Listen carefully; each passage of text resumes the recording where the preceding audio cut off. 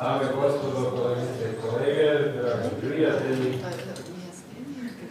drago mi je da vas vidim na početku ovog drugog dana, možda samo kratka rekapitulacija onoga što se događalo jučer, kroz jučerašnji dan sjajno predavanje profesora Špita i izvrsne prezentacije postera sa vrlo zanimljivom raspravom i nadam se da vam je bilo zanimljivo i korisno. Isto tako očekuje nas, vjerujem, uzbudljiv dan što se tiče današnjih predavanja i programa koji je pripremljen.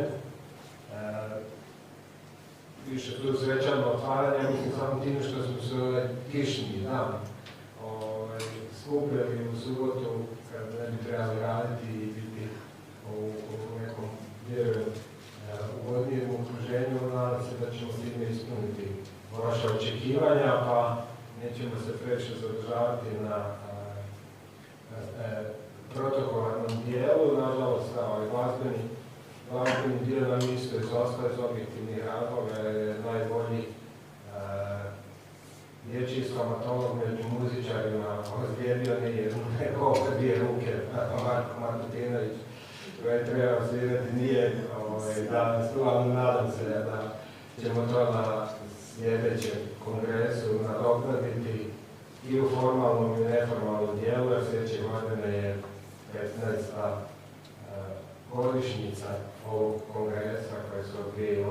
održava svake godine. Nećemo reći da je tradicionalan, ali da je redoviti, da se održava u kontinuitetu 15 godina. Mislim da je vrijedno da svi damo dodatan napor da dame dječje učinimo onakvim kakve zakonom trebaju biti. Dobili smo isprike sa fakulteta, naš suorganizator stomatološki fakultet u Zagrebu, nažalost dolazi uprave jer na njihovu sreću je na putu, a naša prodekanica za znanost sa jutros probudila s temperaturom pa se ispričala, tako da žao mi je da se ona koja su sve sredno podržava nije sa nama. Stoga molim našu prijateljicu, formalno razdvajati doktoricu znanosti Privlači Sako-Jurišić-Kresić, da vas pozdravim na početku današnjeg skupa ispred Ministarstva zdravlja. Dobro jutro svima, poštovani kolege, kolegice, profesori, predavači.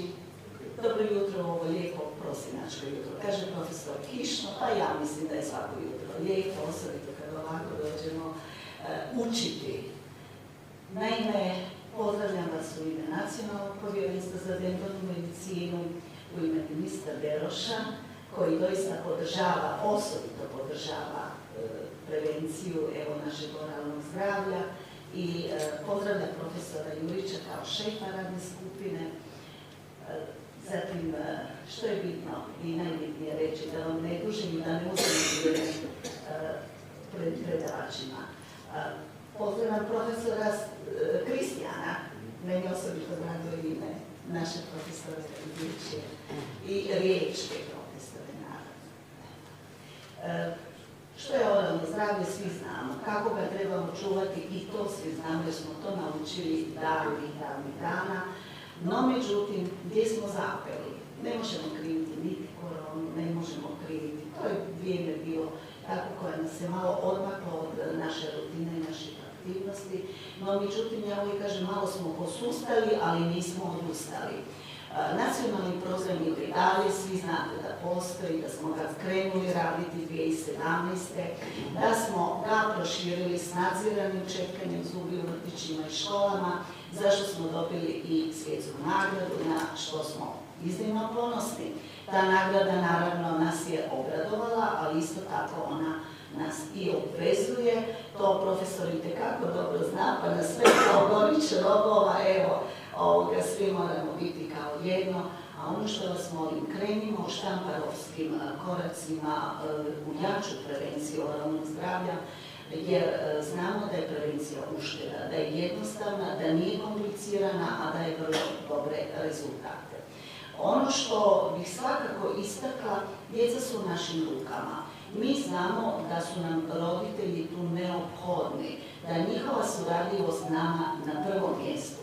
Dakle, kako krenuti? Krenuti preko vrtića, na sastancima educirati roditelje, zdravstvene odgajateljice i voditeljice su vrlo revne i mi smo preko 500 zdravstvenih voditeljica educirali u ovoj zemlji.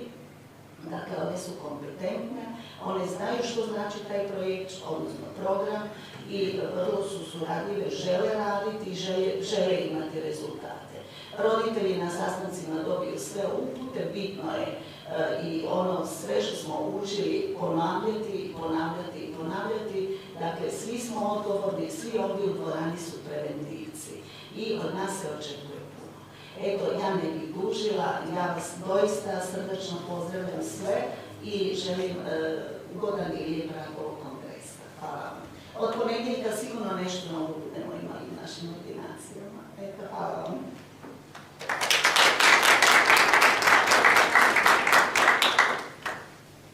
Zahvaljujem kolegici Švestić na ovim inspirativnim riječima, bez obzira što je njezin profesionalni život možda malo drugačije orijentiran na kurativu, uvijek je podržava preventivu i reći da je zapravo jako voli, tako da hvala još jednom na podršci i kroz institucije.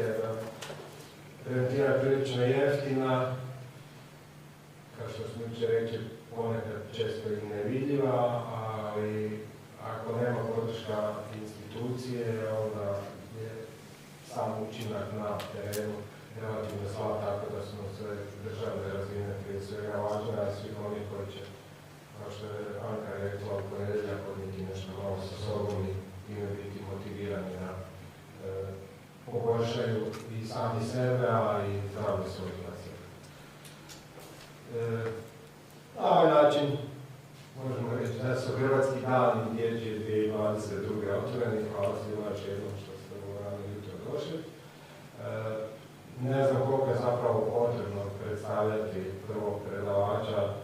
Google je vrlo oštar, je 0,30 sekundi rasvijetli ime. Reći ću samo da je Kristina Štuj, past prezident Europske asocijacije za istraživanje karijesa, voditelj dječje i preventivne i restaurativne stomatologije sveučilišta u Greifswaldu, koji je već 4 godine za redom najbolji stomatološki fakultet u Njemačkoj, tako da ono što je isto tako važno za naglasiti, on je od ove godine gost profesor na stomatološkom fakultetu na Zavodu za dječje, što je apsolutno vjerujem obostrano veliki dobitak i nadam se da će nam svojim iskustvom i entuzijazmom pomoći da se podignemo koliko god je moguće više na razinu koju zapravo zaslužuju ljudi koji rade na našem zavodu. Thank you very much, Christian, for being with us. It's a very great pleasure to have you here as a lecturer and as a visiting professor of the University of Zagreb in our department, and I know that you will enjoy in Croatia, because I can say that Croatia somehow it's your second country, and then you spend a lot of time here, and thank you once again to be with us and share your knowledge, experience, and goodwill to help us to improve our knowledge, skills, and everything. Thank you very much. The floor is yours, my friend. Thank you very much for the invitation, even for being a guest professor here, and thank you very much for all your endeavors to keep really Croatia strong at the forefront of preventive dentistry and odontology. So, congratulations to a very high level congress and to a very high level of the standard of your clinics. You are really well equipped and looking always outside to have an international level. So, my lecture is about pediatric dentistry back to the future, and that at least will translate as what it's supposed to be in Croatian. Yeah. Unfortunately, my pronunciation is not too good. So, some of the ideas are summarized in our book where we wrote Revolutions in Pediatric Dentistry, and actually, it's a time because Some of the old dogmas which we learned and which we for a long time even taught in our schools are pretty much dying out, or at least changing, and our emphasis is different. Not everybody was here yesterday, so that's our dental school there. There is pedo and orthodontics, perio, and the pros and the restorative with the students.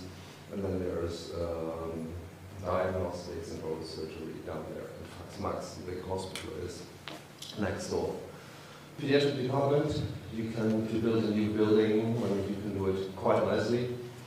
And actually I put another picture in there for you, because yesterday I also learned things here. We are allowed in Germany to do GAs in private practice. And that's a big business model for lots of private practices. It's risky, because some people die because you don't have an emergency room, and sometimes you have, well, low qualified anesthesiologists with old machines doing this stuff. And that's a disaster. That's a disaster. So we will have to look into that.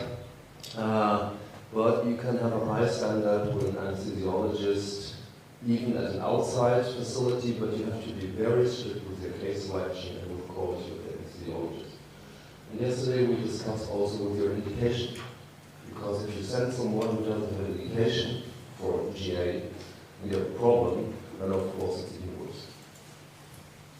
And I also got to learn that you're not working with nitrous oxide here. And that's maybe something that could be tackled, and that's part of my presentation as well. I think you will have a carriage decline in Croatia, and you're already on that way. That means that pediatric dentistry will only have difficult children in the end, uncooperative, and even handicapped. So. And if you want to do tooth cleaning in a handicapped person, and you send them to GA, that's risky, and that's, I mean, lots of effort for tooth cleaning. And so nitrous oxide very often does the job, and we drank some red wine yesterday, and nitrous oxide is below the risk of drinking a glass of red wine. It really, we had a big fuss in our university, and it took me 2 years with the anesthesiologist of fighting with it, and that because he was the head of the National Gas Committee in the anesthesiologists. And then we went to him, and I told him, oh, we still would be friends, but we still do nitrous oxide, because our anesthesiologist, the ones doing it with us, said, because there was nobody to learn it from in Germany. We were the first ones in pediatric dentistry. So we didn't have too much of a clue. I went to Zurich, to Switzerland, to learn it, but I mean, if you're not there for a week, well, you don't come back as an expert. And so our anesthesiologist doing GA on Wednesday with us said, we can do it on Wednesday, and I'll supervise you. There's an emergency, I'll take care of it. But don't let my boss know. So we said we want to do it, and when we went out of his office, we told him that we use it up to 50%. And he said, 50%? That's homeopathy. That doesn't work. It's like fairy tale story. And so I asked him, well, for 2 years we talked about we doing fairy tale and homeopathy, and you didn't like it. No problem. Try if it works at all. Of course it works at 50%. If you ever tried it, it works like drinking red wine. Just to give it a leg. Yeah, just be relaxed. And I mean, the risk really is below doing local anesthesia. And so it's a very important point for the future of pediatric dentistry, because we just published a paper that you can reduce your GAs by about 70%. And that's enormous. And why do you want to use the resources, hospital resources, well, you don't have too many anesthesiologists, you don't have too much money, on doing stupid things which you can do at home every day in your nitrous oxide. So that's a very important step, where it took us also 2 years to get that, but we are, well, in Germany we're one of the leaders of using it and doing the courses and education for it. I also told yesterday that we have a pediatric program, and we only have that because a master program because we were socialists, and like you, something in the 60s they had periodontia and specialization, and so we have that knowledge for a long time now. We're doing it in association with the German Pediatric Society, and we have a multi-location master. So 6 are in Greifswald, the others are all over Germany distributed, and our teachers are also distributed all over the country, and the modules are all over the country distributed. So our folks have to travel once per month to go to one of these places. They have a look at the university, at the speaker there, and they do practical stuff, they do their case presentations. So it's a different model because one site alone has difficulties to provide all the patients and to provide all the candidates at the hospital. Works fine. We have lots of international speakers, for instance, Monty Dougal from Qatar, who used to be Leeds, is coming. We have lots, Hubertus von Bees from Switzerland, did trauma over 10 years with us. So we invite very highly prestigious folks to Greifswald or to do it in their place, and our candidates come there. And Svante Twittmann also is teacher in Hamburg, from Scandinavia, and does with Uli Schiffner in Hamburg for 10 years now. So we wanted to have Katrin Bekes, she's professor in Vienna, also does a module there. So we try to have a big group to reach really a high international level. And we have also our hubs at the private practitioners. They also have been sharing their knowledge, their staff management, their finances and everything to have a really high level of education. And in Germany, pediatric dentistry in the private practice is really a big market. It's really a big market. Well, master thesis is a big generator for our research because we have something like 14, 15 smart people from all over the world, and they are with us for 3 years, and so they can achieve quite a lot. And actually, you might recognize the colors. That's the 60s, the beginning of pediatric dentistry in Greifswald. It was very few people. Well, the number of distant assistants has not increased that much in our department, but we have a big master and female dentist side. We hardly ever get together everybody in a picture because we are more than 30 people, including the master students. And that's our last Christmas party before Corona. We are actually the biggest group in the whole dental school because we have all those master students in Greifswald in our program. And sometimes we do fun things at the beach. And so we are really proud that, like all socialist countries, we have something like 60-year anniversary of pediatric dentistry this year in Greifswald. And we had 10-year anniversary of our master program.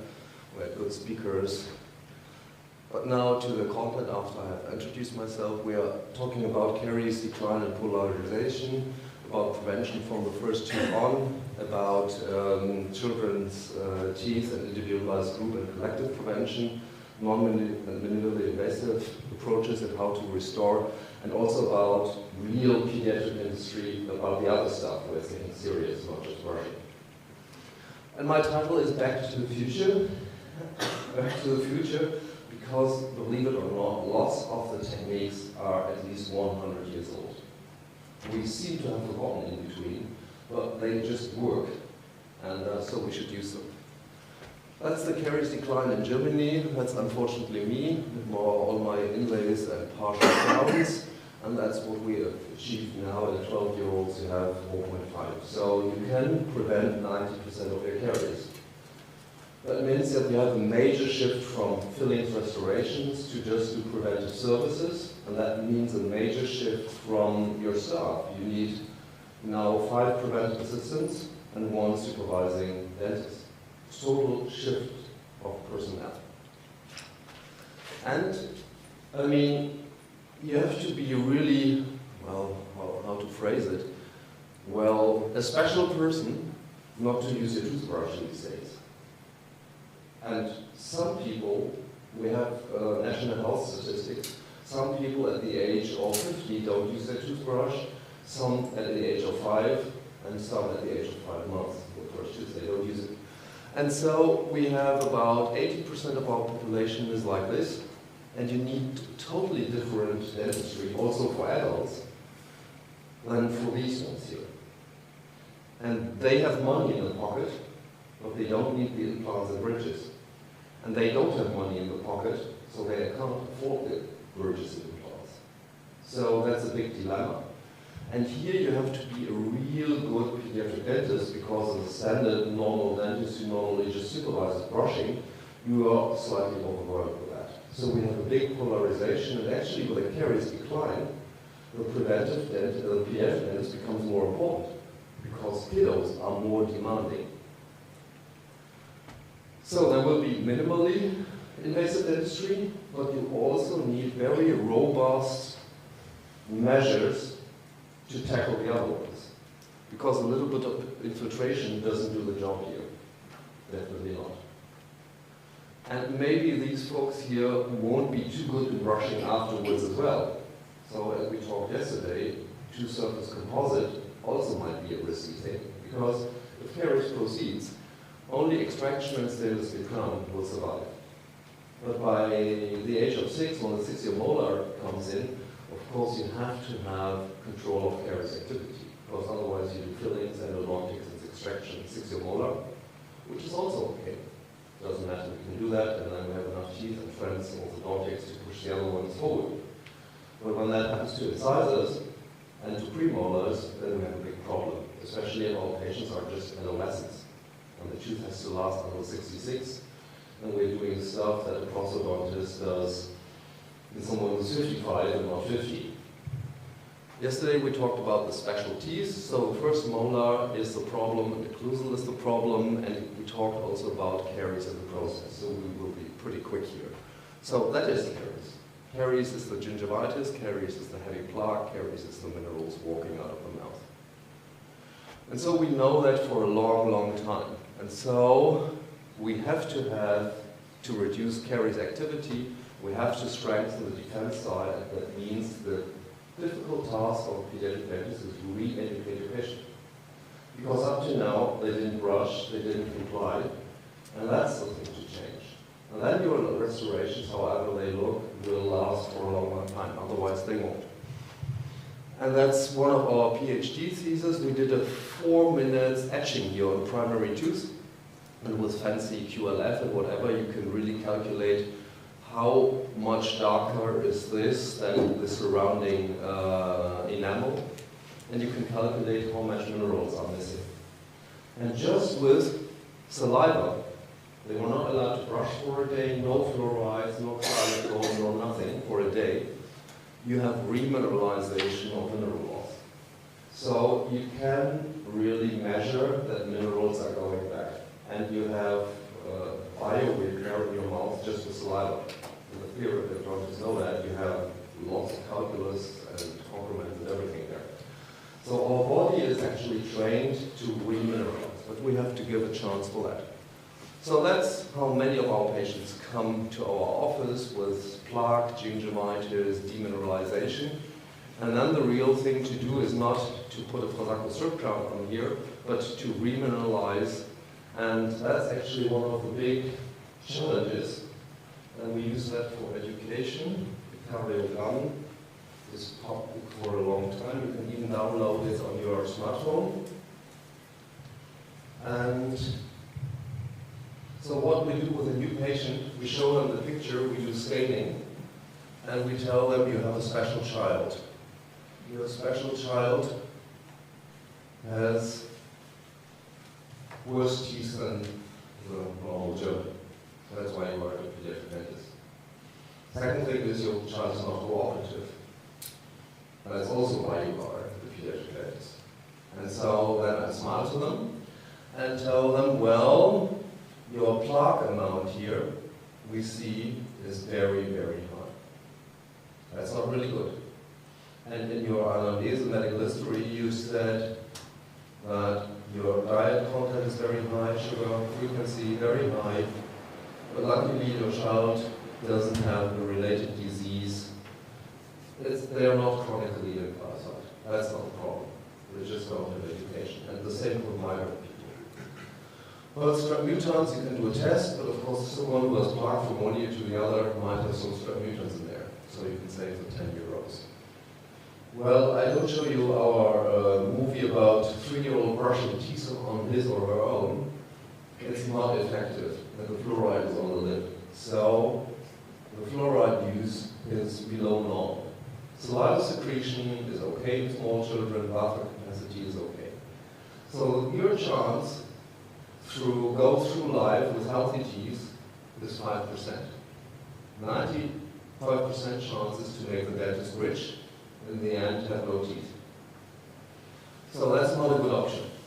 So I would like to do another time staining, brushing, fluoride with your child in 2 weeks. That's always the first method, except if they have a trauma. Always the first method. And then I told the National Health pays that once, and that's unfortunately today. So you have to bring 20 euros next time. And we get that from every patient. And like you, we are the last resort, so they don't have too many other options. So, what do? We tell them, less sugar, does it help? And do they comply? Not so much. Even if they reduce frequency, not so much. If they brush, yes, helps, but still 75% of the chance that they make dentists rich for having no teeth in the end. And then the joker, the evidence-based joker comes. If you use fluoridated toothpaste on a regular basis, that really makes a big difference.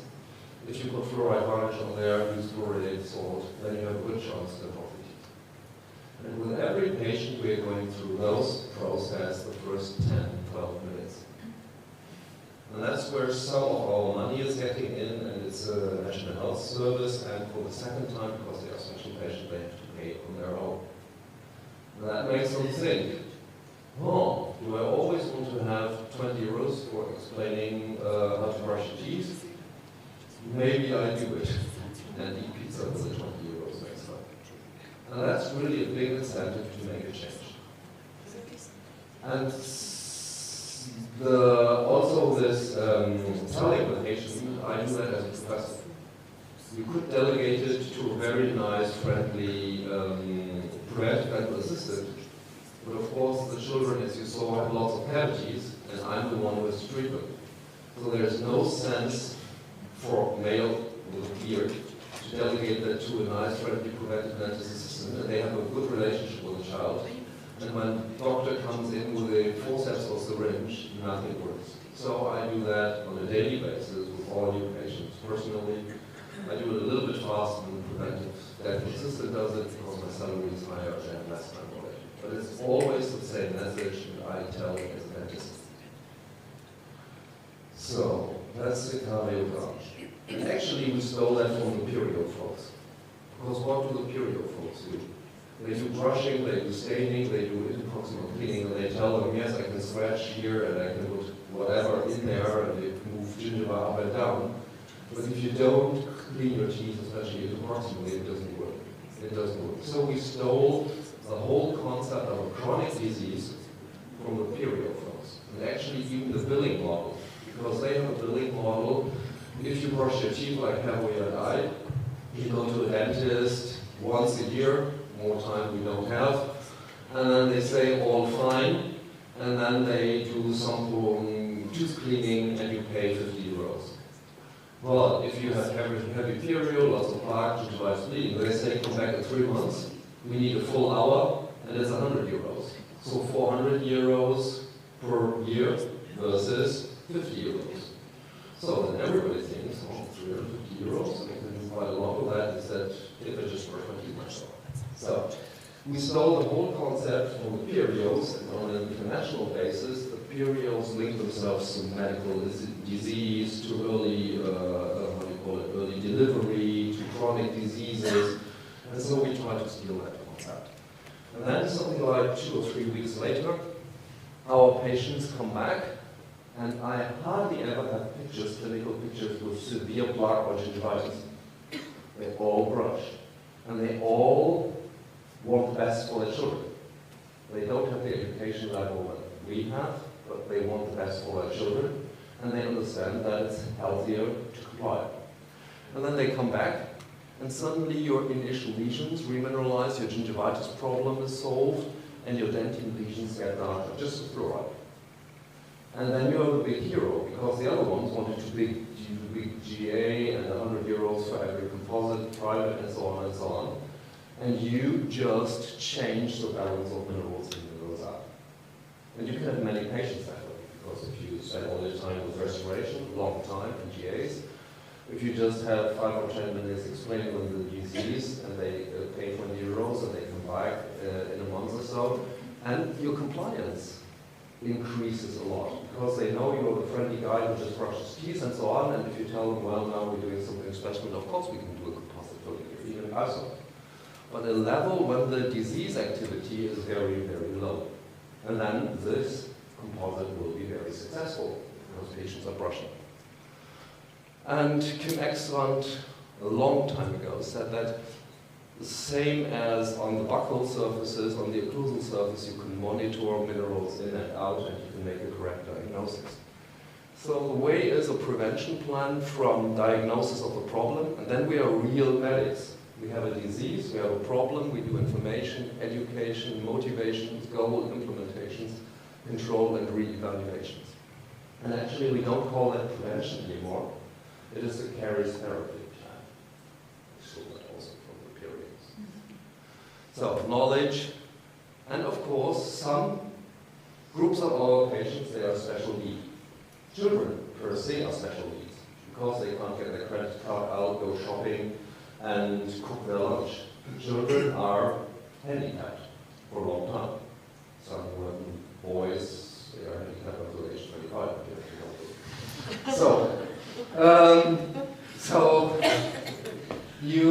Children per se need assistance, and the same goes then for special needs, lifetime, and if you're really doing geriatric dentistry, you have the same problem. So there are lots of our patients need assistance by somebody else.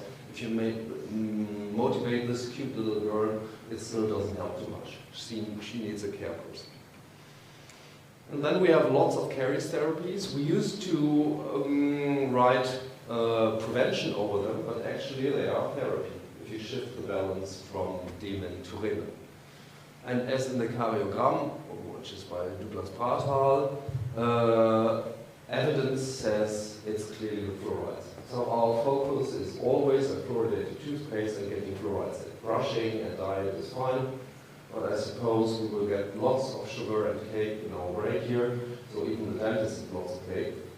And I had breakfast with oranges and apple juice and cacao and banana and raisins and muesli, but I could eat chocolate. I mean, it has the same sugar content. Raisin is 80% sugar, banana is 20% sugar. So even if it looks bio and German and good and organic, it's sugar. And we like sugar and we can't get around it. So diet is fine, but it really doesn't make the change. So, and brushing is important, and fluoride use with a really good fluoridated toothpaste. In Germany, we took very long to get from 500 ppm children's toothpaste first to now to 1,000. And that was big work for almost 10 years. And we instruct our parents, and especially in uncooperative children, we tell the parents, do you have a bed, do you have a sofa, and that's how you brush children's teeth. And actually they are conditioning our small children for working in the dental office. Because every day they lie down, every day somebody is manipulating in their mouth, they have to breathe through their nose, because all the foam and salivas in the mouth. And then, I mean, there's not so much difference when I do a filling in the end there. And then we do control, and hopefully our patients look better than this one. So summary, remineralizing non-operative caries therapy of caries lesion reflects the etiology, so it's etiology backwards. And the monitoring of an initial lesion is possible even without fancy machine, you can just look at it. And the plaque removal in combination with fluorides is the most effective therapy or measure for caries. And then some of our friends, for a long time, as you see here, Edward Lowe in Hong Kong, they used that not just on prevention and initial lesions, they used that on caries defects.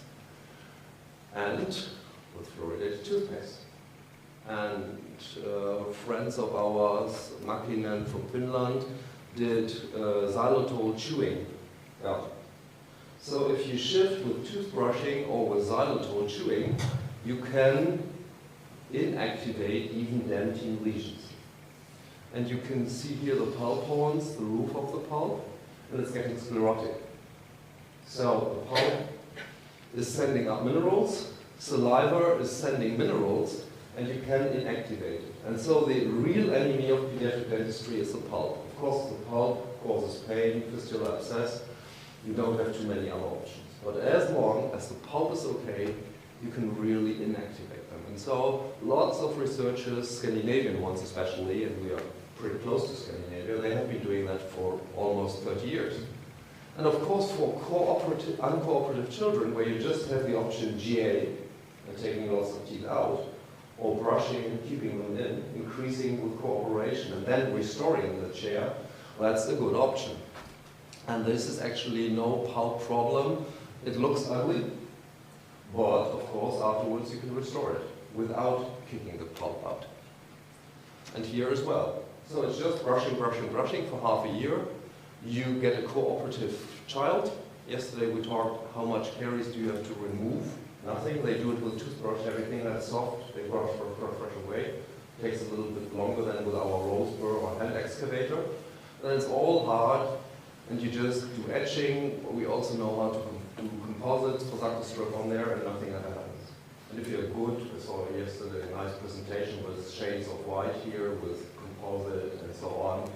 So, of course, you can mask this here, and then afterwards, like you did on your canine, you can mask this, and then do transparent shades on top. And that looks quite good. And there's also a case where we did exactly the same thing. Lots of dentists would have extracted everything. But what can you do? Something like 6-9 months. This is not a pulp polyp. This is sclerotic, remineralized dentine. Here you see the pulpon, pulpon, pulpon. And so they brushed everything away, and now afterwards you just restore it. You don't drill in the first place towards the pulp. Because if you do that, you all have to do colpotomies. And kiddo doesn't like it. If kiddo is 4 years and you do something like 6 teeth, and then you are at GA, and if you're at GA, you extract them. And so this is a much more conservative approach, which is helpful. And as I told you, we will face lots of seniors with teeth, and they will have lots of root caries, and they will have the same difficulties brushing their teeth.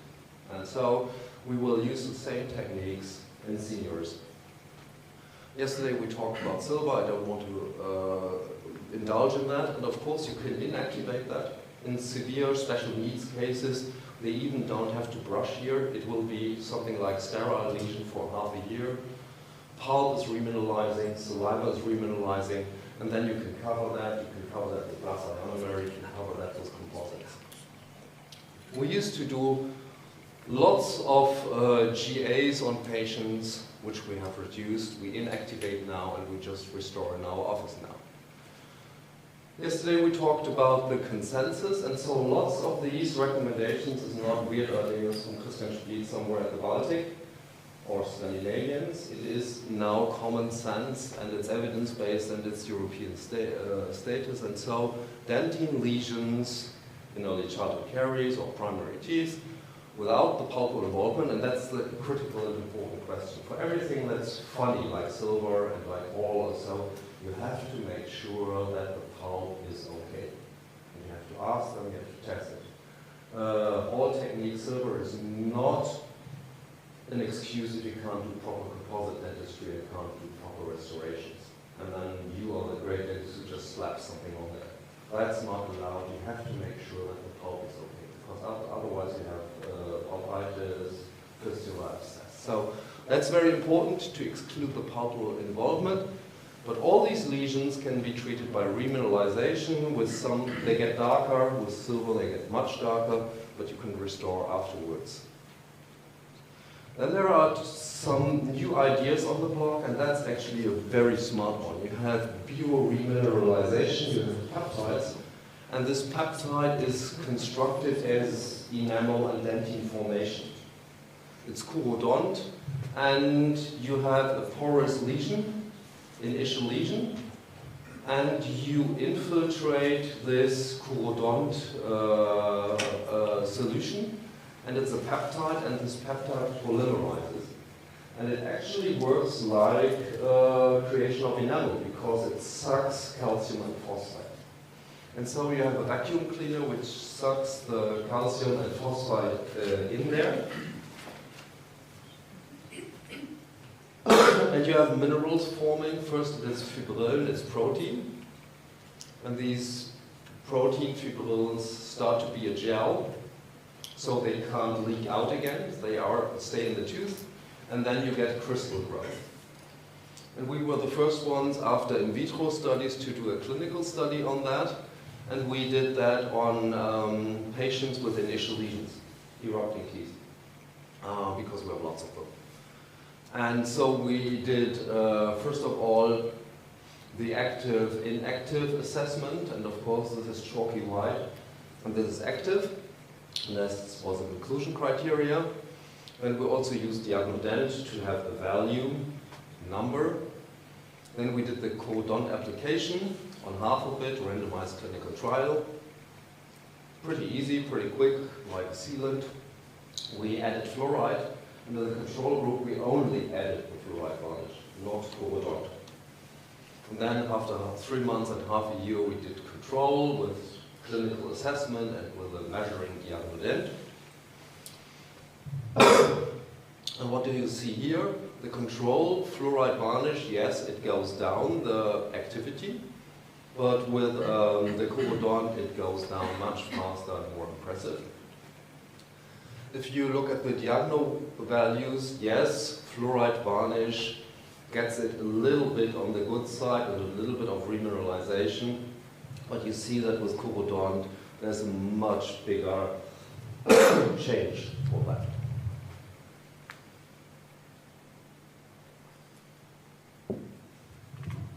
So it's extremely effective, and it was constructed to be a protein that sucks up minerals, and it works. Independent of our study, a group of our restorative department and the orthodontists, they did a study like you did around the white spots after orthodontics. And here you see the codont, and it remineralized pretty quick, even after the first visit and application. And you see with the fluoride varnish, it improves slightly, but the codon is much stronger. So you can purchase that, you can use it. Now we're going to the occlusal therapy, and you have lots of different options for pits and fishes which are at high risk. In my or your kiddos, you don't need an additional prevention because you brush. The standard procedure is brushing with a fluoridated toothpaste. Of course, you can do fluoride, professional varnish applications. You can do professional tooth cleaning. You can do temporary sealants, and actually for sealants, GIC is my favorite because they are easy to apply during eruption if you have moist conditions. And afterwards, they just abrade and then you have a healthy tooth. Composite sealants are more difficult to apply during eruption, and afterwards, actually, you don't need them. And antimicrobial therapy varnishes, some people also use that.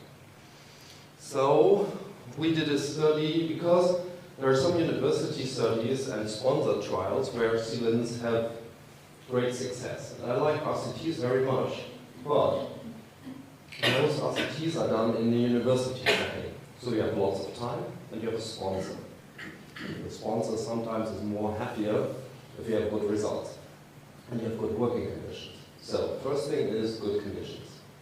And you have very highly trained and innovative dentists. You don't have the Gauss curve of sloppy dentists. They are somewhere else. University, you try to recruit the best always. Regarding your patients, you recruit your patients, but the patients have to come to the trial afterwards for checkup. Who is coming? Reliable patients who can't read the card. Who's not coming? The difficult patients who can't read the card and can't keep appointments. So you're selecting better patients with lower caries activity. And everything that is handicapped, difficult, pregnant, whatever, is excluded. So you exclude the more vulnerable patients. So you're doing with best conditions on best patients. And so with lots of RCTs, you have the best possible results. So we had a different approach because we are the community dentist for 30,000 students, children. And they have to go to school, and they have to open their mouth, because we have compulsory examinations. So we look what our Greifswald dentists do at age 12, 6-year molar, we looked at the students. So they are there for something like 5, 6 years. And then we looked at age 15, same students, same teeth. And we found out that in the year 6, 7, 8, we had 63% of sealants still there. That's fine. But we had 90% healthy fissure, no sealant anymore, where there used to be a sealant. That means you have in 3 years, 90% per se per year, you have about 6% loss. If you are in restorative dentistry, a good goal for restoration success, annual failure is something like 2%. And this for sealants as well. So if you take a measure like a very simple sealant and give it to a private practitioner or normal patients with normal conditions, you have a 3 times higher failure rates using the sealant than our systematic reviews would suggest. And then you have 2, 15, and 1% who are carriers filled or even extracted. That is 18% loss in 3 years, meaning 6% loss per year. So if you, on long term, put sealants in a population, you lose around 6% per year. That's in 10 years, 60%. You have to review them all. And you lose to caries about also 6% per year. In 10 years, you might lose 60%. I don't know if you have in Croatia have a long-term follow-up of sealants in your population. Maybe you have sealant studies in the university, but it would be a good PhD thesis to do the same thing with your public health services in the country and see if sealants are performing that great or if they are not. So we have definitely a problem with sealants in private practice and they don't do the job in the population that they do in a clinical study. And who are the candidates who are failing? This is a complicated diagram. It says baseline DMFS.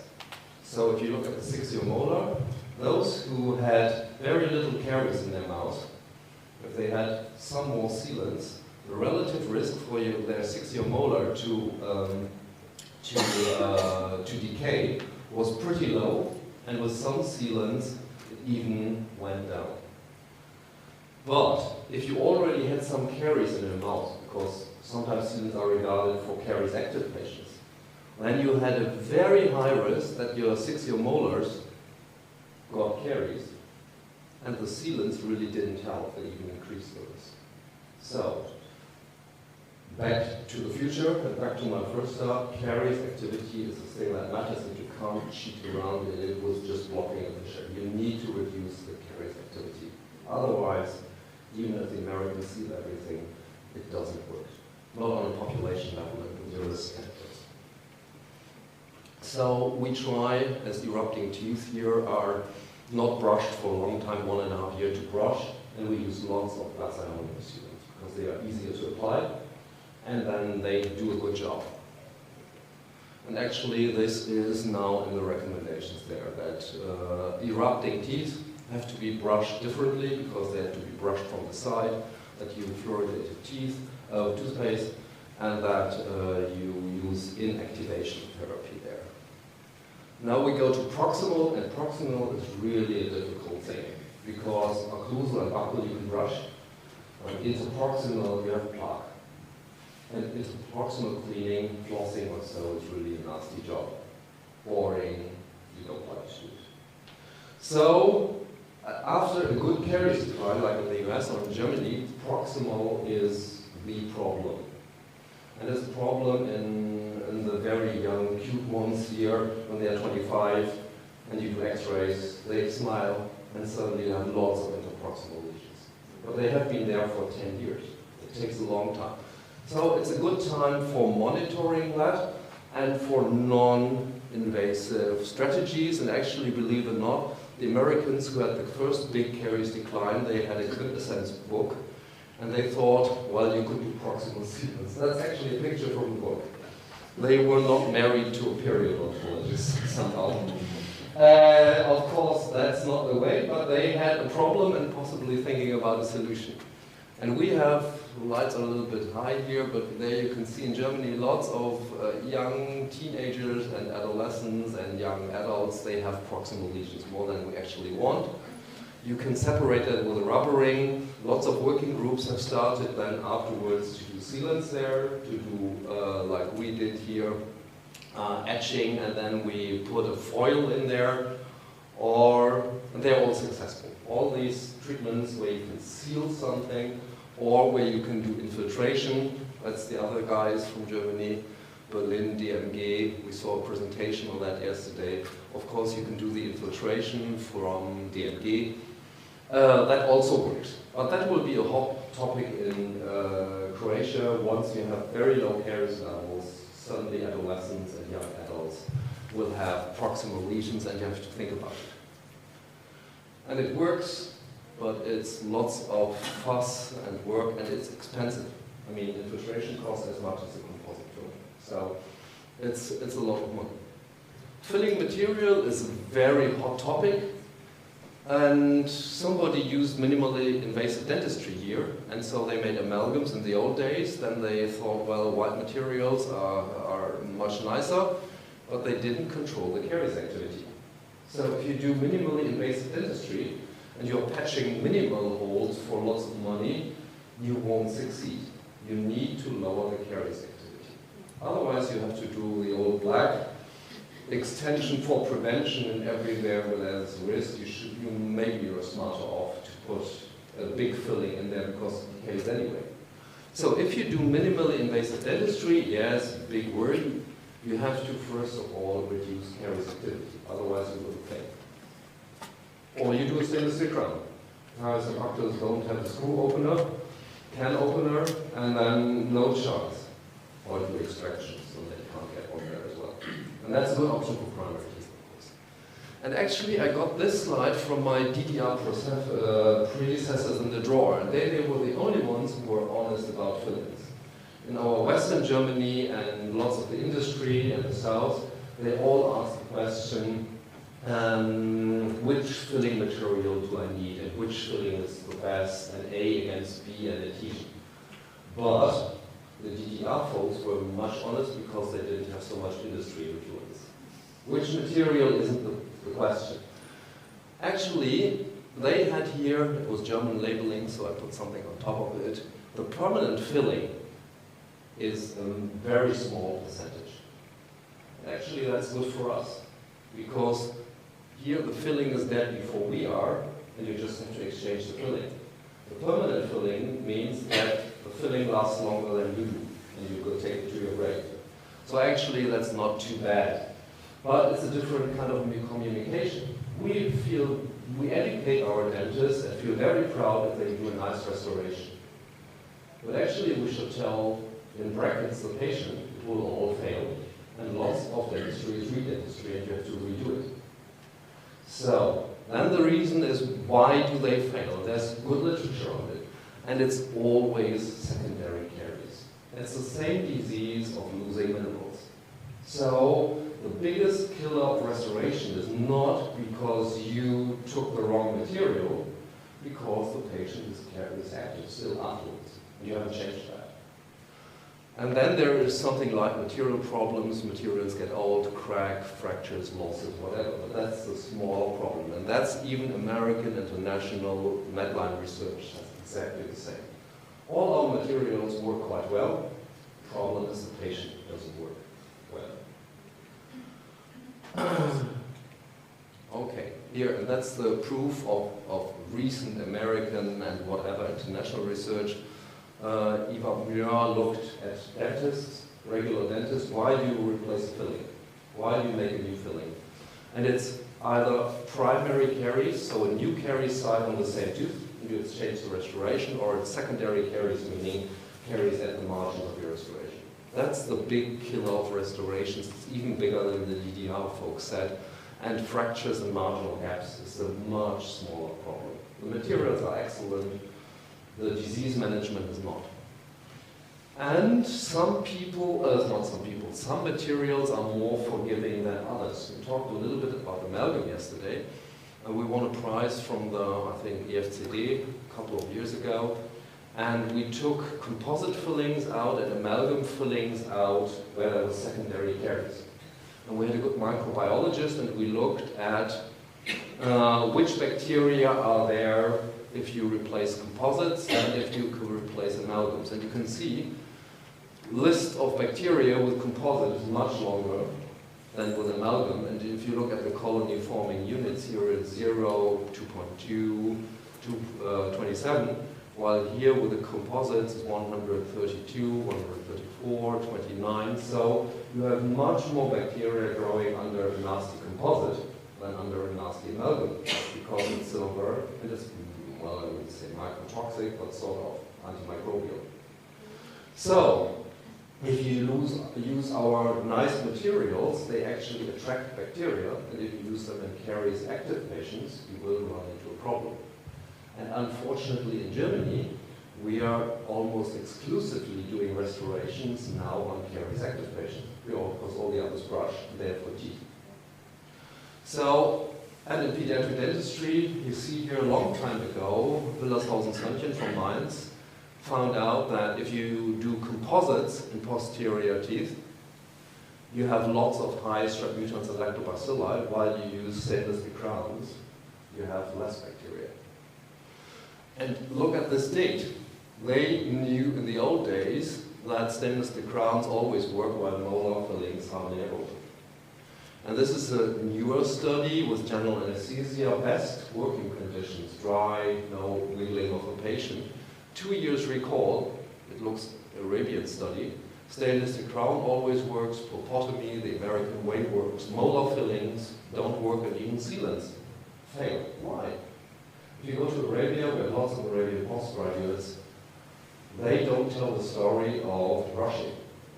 And afterwards they go out, drink a Coke, and you have the same patients re-GAs pretty quick. All technique, I think you're all familiar with it. They compared fillings against just putting a stainless steel crown on there. And the patients like it better, and it works better. If you do the fillings, you have lots of major failure, which is toothache, fistula, abscess, extractions. For the crowns, not. And the minor failures, England does sloppy dentistry. Out of 123 restorations, 60 failed within 2 years. Within 2 years, 50% of the English pediatric dentistry fails. Not good if you have GA and 10 teeth in the race. And half of them will fail and you will do re-dentistry, re-GA. So, definitely not good. And we repeated that, but we added another branch where we just told, well, we had 2 different approaches. We also did the whole technique, just putting a silver crown on it, and prosthodontists know that if you put a crown on a tooth, hardly anything can fail. Or it takes a long time until gums are down and you get secondary marginal caries or you get perio. Crown is a fantastic preventive approach. I always hated that sentence, but I mean, caries and ductus don't have a can opener, so they can't get in, as long as now the seal is good. You don't leave anything in the prosthodontist of the tooth, at least not visible for caries and ductus. So they can't succeed. Restorative, minimally invasive, folks have a problem, they leave too much tooth. And that's where caries and ductus strike back. So the second branch here was the brushing, just brushing it, lesion. And the third was, well, we do better composites than the sloppy English. They use lots of, well, really sloppy dentistry. And so we've had, well, it's not fair to compare it to sloppy English fillings. You want to have good fillings. But still the results were better than the English, but in 2 years, in our caries active pediatric patients, we still lost about 30%. The English lost 50%, we lost 30%. And with brushing, you have to, yesterday I explained that you have the same results. It just matters if the patient brushes or not. And the lesion will arrest, regardless if there is a filling in there or not. So, and therefore it's really amazing that some people, like Jan Kühnisch, has a publication where they did GA, And they use stainless steel crown with a very famous pediatric dentistry in northern Germany. And in 2014, they had an overall success rate of 97%. And in the same year, Jan Kühnisch, our Munich friends, have another publication, and they also have GA and early childhood caries, and they write that composites are a long-lasting and high-quality treatment option in pediatric dentistry with patients with high caries risk. So am I telling a stupid thing, and who is right? And then in their results, they have this. All their restorations fail.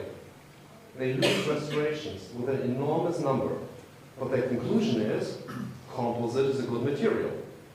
And what they are not honestly citing is that the stainless steel crown is this benchmark. That's the survival of their other article in the same year with 97% success for the stainless steel crown, while they are having class 2 restorations here, composite there, and this is the anteriors. That's a disaster. I wouldn't say about scientific fraud, but something like 3M and ESTA is pretty close to them around there. And with their data, they are not lying. They are presenting them correctly. The conclusion, I think, is fraud. It's really fraud. I mean, they are failing, and they are writing for high caries and at GA. It's a good option. I really doubt that. And the literature says the same, and the Americans, they also published that GA molars, and guess what this is? The stainless steel crown, and that's the rest. And unfortunately, this is also not erupted teeth. So if God sends another tooth into that child, the God fails. That's why we are very often thinking if we have a healthy tooth that has nothing under GA, just pop on a stainless steel crown. Because that's definitely a better prognosis if kiddos that thrush afterwards. So we have the same results from all over the world, and some people say still under GA, composite is an excellent material. I doubt that.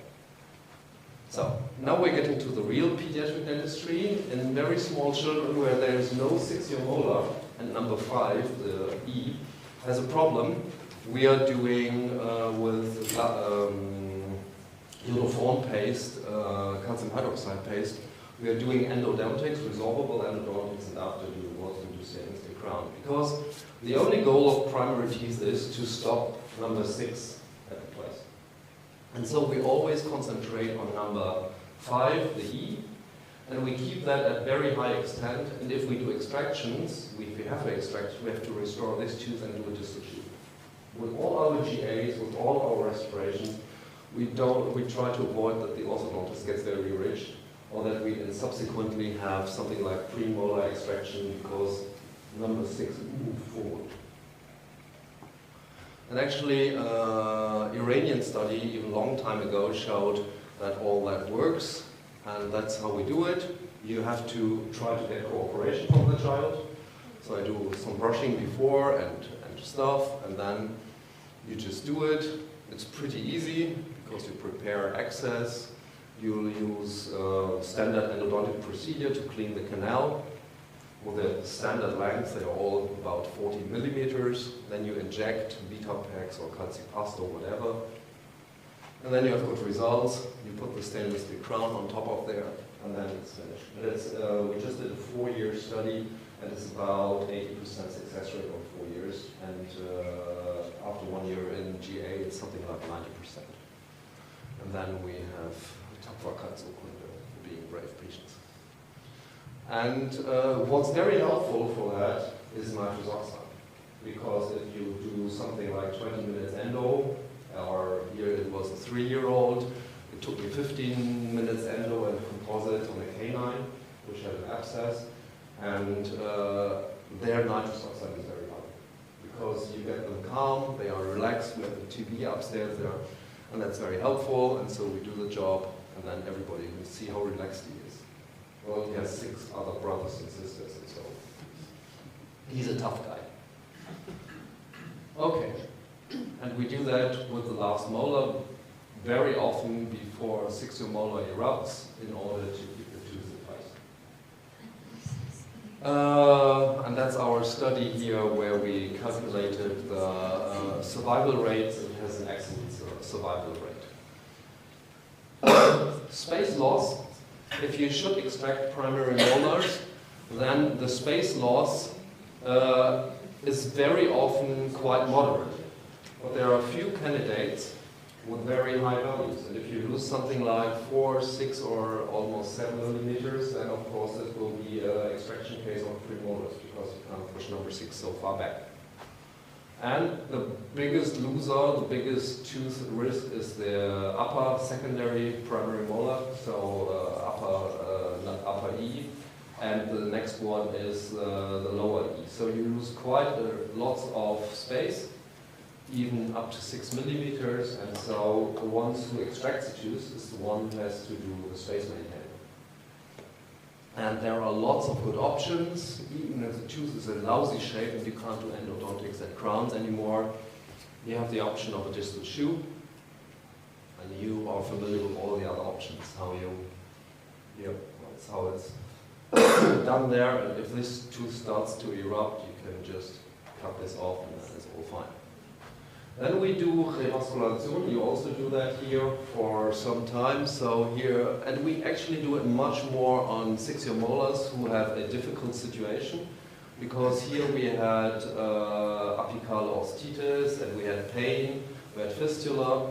But if you extract that at this point of time, you can extract this tooth and then move the other ones in. But this boy is about 8 years of age. Then, well, all these molars change here, no teeth there, no nothing, and so we want to keep it at least for some time. And so we did regenerative endodontics here, and you can see that the root is growing, and the tooth is still in, but of course we talked about reinfection, and at breakfast, of course, the stainless steel crown has there to cover it, because you do that at permanent teeth as well. If you have big defects and endodontics, you do a crown on top of that. So regenerative endodontics is a good working thing. I can't, because it's a lengthy protocol, explain that now. Now MIH, lots of people are making big fuss out of this. Falk Schwendicke made a good study, and we also made a good study. And we were the first one to look at different locations. In Zagreb, you can have high values. Somewhere in Rubin, you might have lower values. There is a tendency that in urban areas, MIH is a little more higher and prevalent, while in rural areas is less. And you can see that Greifswald is pretty rural. It's a village basically, low MIH prevalence. And the same team did examinations in Hamburg, and you have 3 times more MIH. So it possibly has to do something with pollution, but it has also to do with chronic illness, and it also has to do with some kind of genetic tendency. Is the problem really big? No, it's not so big, because most of it is demarcated oposities, especially in incisors. So it's just a spot. If you look at our early childhood caries where you have 6 or 8 defects, having a spot on a 6-year molar is really a minor problem. And yes, there's some breakdown, but that's really just a minor proportion. And that's very often the effect on one or 2 teeth. And you have sometimes wisdom teeth that you can move them all in. So MIH, yes, it's of concern, yes, it's interesting, yes, it's very interesting if you don't have caries anymore, you need another problem, but the problem is not as big as the caries problem we used to do.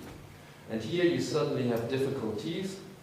You can do all kinds of treatment, and sometimes if teeth are really severely affected, we try to extract them at the age of 10 or 11, with the orthodontist to move number 7 and 8 in. But of course, in between 7 years of age, when the tooth is rotting, you need a treatment until 11 years of age. So you have to bridge something like 4 years. And in difficult teeth, we use stainless steel crowns, and this was a boy, and he had good occlusion and so on. So he didn't want to have his 6-year molar extracted. And this is 14 years stainless steel crown, it works, and this was the work of a prosthodontist. They did a ceramic crown, well, and at least on the x-ray it doesn't look that different. And this one is already 14 years, so this is 1 year in there. Okay. Dental trauma is very interesting. This is the story of Finja and the Pferd. Pferd is horse because something like 800 kilogram of horse ran into Finja and she was standing there, unfortunately. So this is a luxation here, and these two teeth were lost, and Finja is 12 years of age. We treated her in April, and luckily she's a late teether, and so the canines were already still upstairs. So it was okay, and Finja was okay. And what can you do? Of course, you can replant this tooth. Root formation is finished, so you need endodontics. But what do you do here with those two teeth? She's a little bit tight, not too much space. Yes, you could have these teeth. And yesterday we saw how you make on the canine incisor, but it's big, big orthodontic therapy. Big, big orthodontic therapy. And so we are getting in the habit of looking, oh, here's a premolar and it has an open apex. So why not sending this tooth upstairs here? And then with ceramics you can glue half a tooth on here and then you're fine. And that's what we did. This was a fresh alveolar, so we thought, just get it upstairs there. This is the replant. Here, this is directly the auto-transplant. That's the X-ray. Directly afterwards, this is Vitapex here for intermediate endodontics. And then we did a build-up pretty quickly because she's 12 and she's a beautiful girl, so she wants to go to school and not look too ugly there. But the problem is that she has 2 hours of car driving one way. And so she just, so this is here the healing. We cut off a little bit of the palatal cusp. And this is actually from home, self-taking handy pictures. How is she now? Looks pretty good. And now we are looking for an orthodontist who will do the orthodontic treatment, and then we need a prosthodontist who does something like half a tooth or number 2 lateral incisor in ceramics there. And with auto-transplant, this is a publication which we did somewhere from Syria. And he had a 16-year-old boy, a very run-down number 6, endodontics not much fun, and so on, and so on, and so on.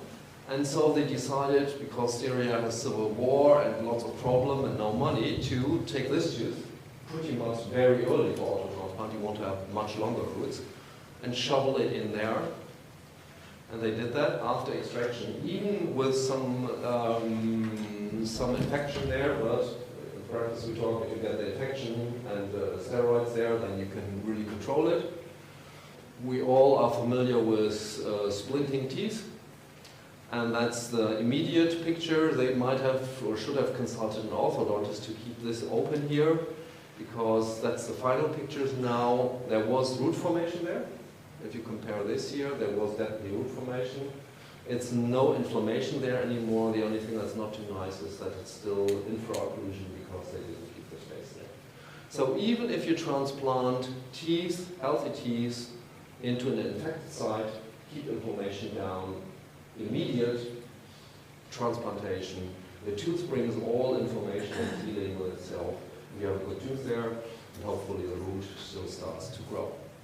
Nitrous oxide is the end of the show, so you have sometimes very difficult, complicated procedures with the children, and they can't cope with it. If you have to an hospital, then you have to transfer all your materials, all your techniques and so on into the hospital. Sometimes you forget something, sometimes you can't transport things like X-ray or so, and then you have difficulties. So hospital dentistry under GA is not so much fun. And you need anesthesiologists, you need talks before, you need the slot, and if an accident happens on the highway here, then this person is definitely in there and your teeth business is out. So GA is difficult and risky and expensive, and you just have one shot.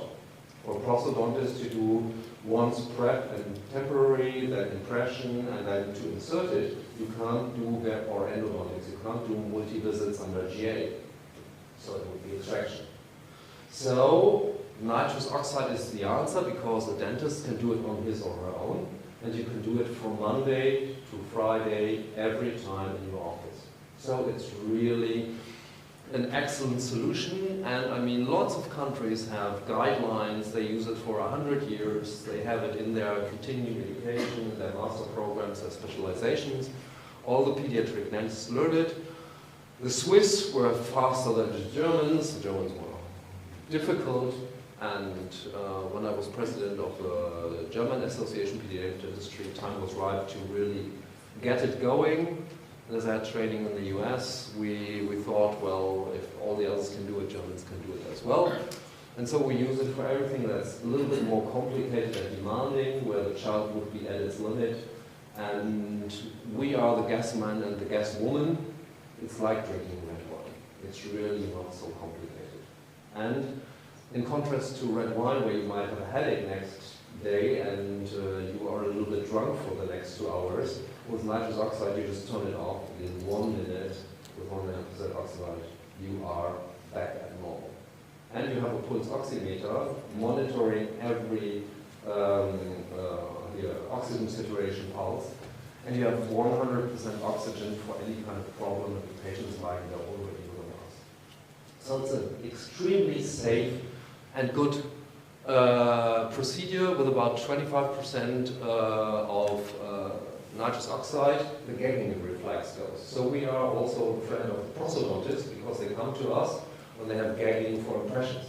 So we turn the patient down and they do the impressions. Orthodontists also, here you see the x-ray, somebody moved there because they were having a problem and everything. So for those patients, nitrous oxide is good. Here you need impressions for which they don't tolerate. For trauma, it's very good because kiddo is small, kiddo is crying, it's hard work for everybody, and if they are relaxed, had a little drink or gas before, lots of things are much more fun. Primary molars, we have reduced our GAs to a great deal because these are very circumscribed, defined procedures which we can do. In office, it's not totally destroyed, so if they are a little bit shy or are afraid of the injection, under nitrous oxide you can do it. We use it on pretty small children because we have mainly pretty small children. So the majority, 60%, are below age of 6.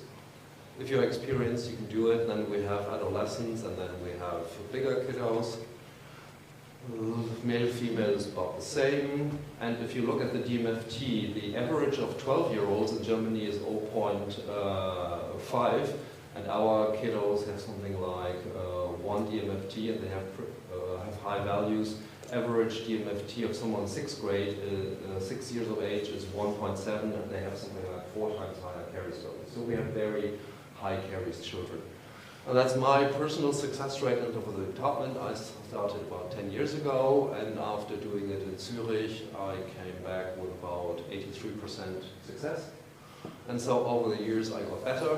Now we have a success rate of 95, 94%, and the whole department is doing it. So if you get trained with your department, if somebody knows how to do it, you are at about 95% success rate. Success rate means that nitrous oxide works, you can do the dental procedure like extraction you want. We had a master thesis, how patients like it, and they say 65% great, another almost 30% very good, good, and something like 3% get a little bit dizzy and don't like it. So I'm finished. Time is okay? Yeah. Okay. Okay. Okay, so we are up to questions.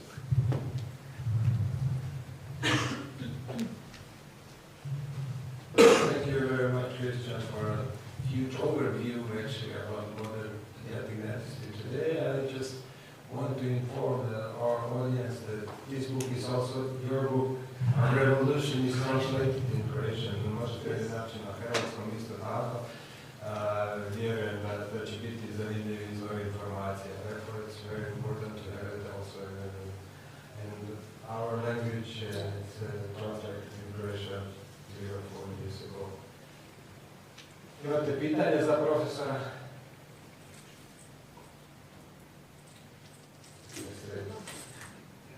I would just like to ask, I mean, I really thank you for the lecture. It was really great because you went, all of us who work in pediatric dentistry, we have some certain dilemmas. And we are faced with certain problems, especially with the education of parents and especially with a different point of views from other colleagues who are not pediatric dentists and who teach students in a different way. And I think at the beginning maybe we should also give some lectures to review some knowledge for everybody about pediatric dentistry, especially about some certain specific situation in small children. Also about nitrous oxide, I just want to ask you, do you have a problem with ventilation when you use it? And how many patients do you do in your office per day? Ventilation, you should have. Do we have 3 minutes? Yeah. I don't kick anybody on the timetable. I have a movie, how you would use it. You make them all angry because they have a short coffee break, but don't worry. Don't worry. Just Even easier. But I kick you out from the project. okay.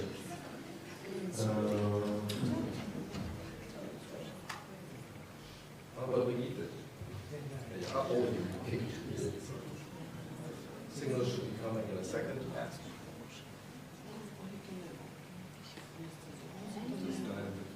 Yeah. So, how many do we do? We have 1 room and 1 chair, and that's almost fully booked for the whole day. And we have appointments about half an hour, so we have something like 6 to 8 patients every day. So it's a lot. And we are preventing something like 5 GAs every day. So last Thursday morning, actually this patient was for my partner, and the partner unfortunately had vacation, so I had this girl. And the girl really didn't like me. Unfortunately, she wanted to have a female dentist, and we did an extraction, and so she's hesitating to have the pulse oxy on there. And you see ventilation, we have a window, and the window is down to the ground. So, and we have double masks. You see in a second. So she says, no, I don't like you, I don't want to have the mask. We have vanilla, strawberry, and chocolate for flavoring. And then the critical minute comes if you get the mask on. And we train that even before. If we explain the technique and want to schedule the appointment, we just have the mask and we put it on there. And then once you've got the mask on there, you win. They move, and it's a double mask. So they inhale it in a mask, they exhale it, and it's 2-hour suction. So you have 2 evacuation systems. One is via the suction, and the other one is nitrous oxide is heavy, so it's sinking down. Some have just a tube out of the room with a hole in the ground into the building. So you don't need many changes in the building. And so, we check. She's pretty relaxed. She looks upstairs. And then you check. She's already here, you see, in La La Land. Not fighting anymore. Then you check the, how do you call it, eyelid reflex. You can do poke, and it's off. And then they are at the right level of sedation. And then you can do your injection. I mean, the injection is the nastiest thing. And once you've got that done, I mean, all the rest, they are like 2 glasses of red wine, pretty dimmed down, pretty relaxed. You do your procedures, and then I do my injection there. I do it very slowly, very gently, and I check before that it's really sedated. You have other parameters where you also can check the sedation level. You need a good preventive assistant who helps you, supports you, does the talking and so on. And then you do the injection, and you check again, and you go lingual because we wanted to do an extraction. And it would not have been possible to do the extraction in this girl, just me and the extraction process. So you need here very well relaxed patient. So you need the nitrous oxide for the extraction, or you need GA. And then you do another injection, slow injection, other side. And really not problematic. It's really easy. Thank you. Yes. And it's not risky if you're female and pregnant and whatever. I mean, you should not be in the room with pregnant ones in the first trimester, but for females, and the only thing is if you are vegetarian, if you are vitamin B deficient, if you are anemic, then you shouldn't use it. But that's the only metabolic problem. Also here, there is always a problem with anesthesiologists, and they also say they banned this gas from their operations because of it's like teratogen. They say that the research. The research said in the 60s, if you're without any suctions the whole day in the operation theater they had 70–80%, and they didn't have any kind of evacuation, none. Then of course it might be a problem. But now, with having double masks, having the second evacuation, you can actually measure, and that's what we did at the beginning, in the room your concentration of nitrous oxide.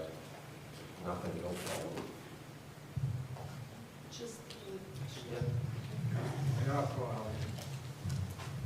Thank you, Christian. It was great, great lecture.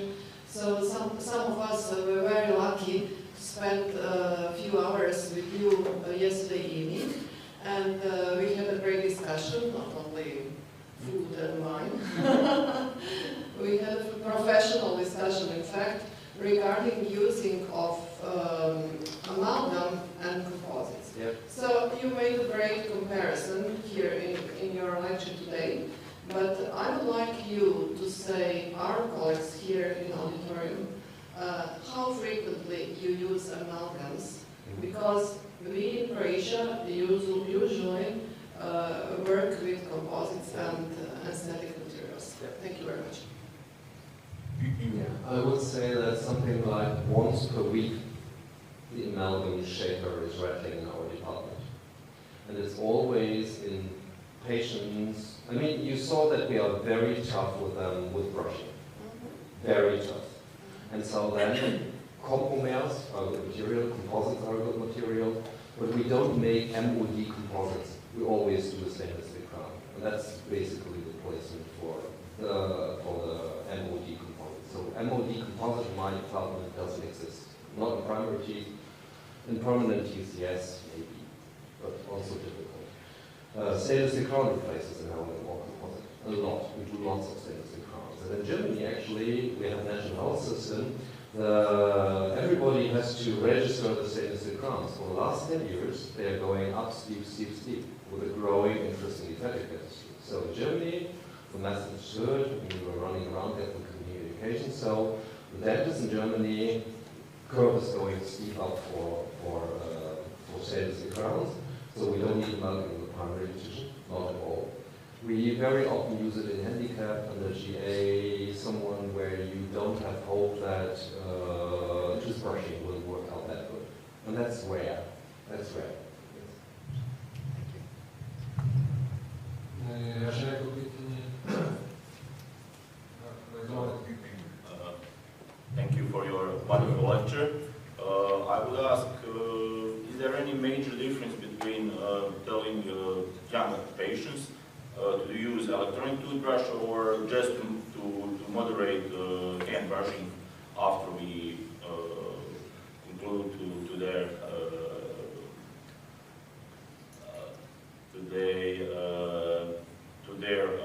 bacteria status and plaque status?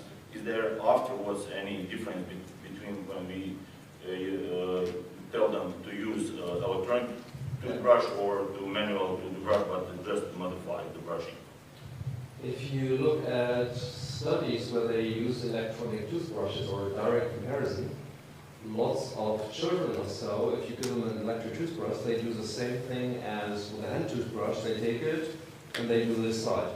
They don't do inside, they don't do lift the lip, and they don't do the other side. So it's pretty much the same result if you have a hand toothbrush and an electronic toothbrush if you don't go systematically through your whole mouth. So we are teaching them more systematics, and the parents who's brushing or the caretaker or a handicapped person. And then with a toothbrush, with a hand toothbrush, you do a good job. And a sufficient job for caries and period.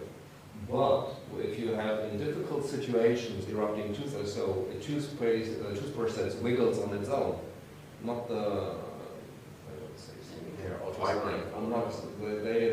they are really behind the rotating oscillating. The rotating oscillating help in difficult situations where you hardly get, and then you can see in yourself it's almost like a professional tooth cleaning, and the level is better. But plaque-wise, with systematic and hand toothpaste, you are good enough for the disease, maybe not for your teeth staining. Thank you. If you have any further questions, we are Coffee break. No, coffee break is after the next lecture. Oh, sorry. Thank you very much, Christian, for sharing with us your knowledge, and experience. And čast mi je pozvati našeg sljedećeg predavača, to je naša profesorica Dubravka Miletić-Radić, koja će držati predavanje nove smjernice International Association of Dental Traumatology za liječenje dentalne traume. Evo ga, Dubravka, izvoli. Hvala puno, svima srdačan pozdrav, hvala profesoru Juriću na prilici da držimo ovo predavanje i da malo vidimo šta je novo u području dentalnih trauma. Što se tiče sadržaja predavanja, proći ću kroz dentalne traume koje su zapravo nas potaknule da u suradnji sa našim mladim studentima osnovimo sekciju za dentalnu traumatologiju. To je nešto novo što do sada nismo imali i oni su zapravo preveli ove smjernice i na hrvatski jezik i rezultiralo je to i organizacijom Dana dentalne traumatologije prošle godine. To je nešto zapravo što je meni jedan od najljepših dijelova našega posla, to je uz to što educiramo i studente, da radimo i na razvoju naših mladih kolega, da se razvijaju u smjerovima koje njih interesiraju u stomatologiji, a poglavito u našoj dječjoj stomatologiji, koja je, kao što ja kažem, stomatologija u malom. Sve što može se desiti, evo kao što smo vidjeli u predavanju profesora Kristijana, od 0 do 19 godina je nešto što mi tretiramo tijekom našeg radnog dana. Što se tiče samih dentalnih trauma, broj nije tako mali, one čine čak 5% sveukupnih ozljeda traumatoloških u našim pacijentima. Znači, to je jedan veliki broj i veliki problem koji zapravo uzrokuje hitno stanje koje dolazi u naše ordinacije i koje moramo znati na koji način tretirati. 25% djece školske dobi i znači čak 33% odraslih imali su tijekom života dentalnu traumu i najčešće se radi o dobi prije 19. godine života. Što se tiče trauma zuba u mliječnoj denticiji, najčešće se radi o luksacijama, a u trajnoj denticiji frakturama kruna zuba. Važno je znači da zapravo svi slijedimo isti protokol koji će nam dovesti do kvalitetnog rješenja i kvalitetnog tretmana ovoga problema. Što se tiče posljedica dentalnih trauma, one su dugotrajne. Znamo da su estetske, kao što smo vidjeli kod djevojčice od 12 godina, malo prije koja ostaje bez fronte, to uzrokuje veliki estetski problem koji zapravo je i veliki funkcionalni problem jer je otežano i jelo i zapravo i govor i žvakanje i sve ostalo i naravno ponekad i to dovodi do nekakvih psihosocijalnih problema jer zapravo u današnje vrijeme prihvaćanje nas samih u društvu je zapravo jako vezano za procjenu estetske komponente i procjenjujemo ljude zapravo i kroz to kako izgledaju. Što se tiče znači tjelesnih trauma, dentalne traume su 5% svih tjelesnih trauma, znači da je doživjelo svako 4. dijete i svaka 3. odrasla osoba. Nerijetko nam je potrebno dugotrajno liječenje za njih i znamo ponekad je vrlo teško da bi to liječenje bilo uspješno. Što se tiče naše želje da zapravo poboljšamo i generaliziramo nekako znanje sa smjernicama Međunarodnog udruženja za dentalnu traumatologiju, naši studenti su osnovali 2021. sekciju za dentalnu traumatologiju i ovdje smo zapravo radili na tome da se studenti još više upoznaju sa adekvatnim pristupom ovom problemu. Tijekom te sekcije preveli smo i smjernice koje su od Međunarodnog Međunarodnog udruženja za dentalnu traumatologiju i organizirali smo, kao što sam rekla, dan dentalne traume i čekamo da zapravo i objavimo rad gdje smo zapravo kartone na našem zavodu zadnjih 10 godina analizirali i imat ćemo vrlo lijepe rezultate gdje vidimo zapravo koji su to ljudi koji se javljaju, koja je dob, koji spol i koji su najčešći problemi, naravno i ishodi liječenja. Što se tiče znači, sekcije za dentalnu traumatologiju, tijekom dana te dentalne traumatologije organizirali smo 15 predavanja i 3 seminara gdje su studenti zapravo učili kako izraditi žičano-kompozitni splinti, koje su žice adekvatne za to, tako da u svom budućem radu se lakše snađu kada im se desi ovakav problem. Što se tiče prijevoda smjernica, znači važno nam je da tijekom hitnog postupka znamo s obzirom na vrstu traume o kojoj se radi, na koji način tretirati i htjeli smo zapravo i na hrvatskom jeziku da to postoji prevedeno, tako da se lakše informira i educira opća populacija koja zapravo svakodnevno i radi sa djecom i mladima kao što su roditelji, učenici, nastavnici te liječnici opće medicine. Što se tiče znači, tih smjernica, one su besplatne, nalaze se na internetskim stranicama Međunarodnog udruženja za dentalnu traumatologiju. Za sada su prevedene na 16 jezika i svima su dostupne kada su im potrebne. Ovdje treći po redu su znači, prijevod na hrvatski jezik, tako da ako vam treba možete lako pristupiti. Preveli su naši studenti Lea Budak, Nika Supina i Bruno Špijak pod mojim mentorstvom. Što se tiče daljnjeg rada, znači zapravo smo rasporedili način na koji su smjernice raspodijeljene, sastoje se od uvoda, prvog dijela koji se sastoji od konsenzusa za nekako kliničko liječenje fraktura i luksacija, drugoga za vuzije trajnih zuba i treći konsenzusa koji govori o tome na koji način je najbolje pristupiti liječenju ozljeda mliječne denticije. Što se tiče samoga uvoda, u uvodu su naravno nabrojane sve vrste trauma u mliječnoj i u trajnoj denticiji, način na koji bi trebali zapravo imati tijek terapije i kada bi trebali biti klinički posjeti. U prvom konsenzusu se govori o frakturama i luksacijama. Tu nam je važno raditi na evaluaciji i testirati status pulpe. I naravno terapija ovisi o statusu razvoja zuba. Govori se također na koji način se treba provesti splintiranje, kada je potrebna primjena antibiotika i kada su potrebni kojom zapravo nekakvom vremenskim periodu kontrolni pregledi.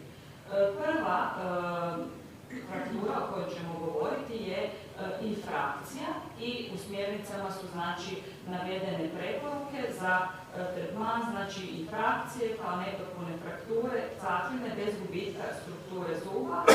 Što se tiče preporuka za liječenje, smatra se da je dovoljno razmotriti da li je potrebno ljetkanje i zatvaranje sa nekakvim adhezivnim kompozitom ili nije potrebno liječenje. Što se tiče sljedećega problema, radi se o nekompliciranoj frakturi cakline i dentina.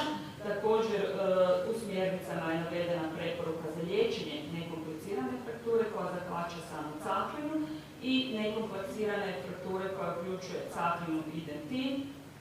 Kod nekomplicirane frakture cakline liječenje je preporuka da se fragment može ponovo adherirati na zub ili ako ga nemamo zagladiti i restaurirati kompozitnim materijalom.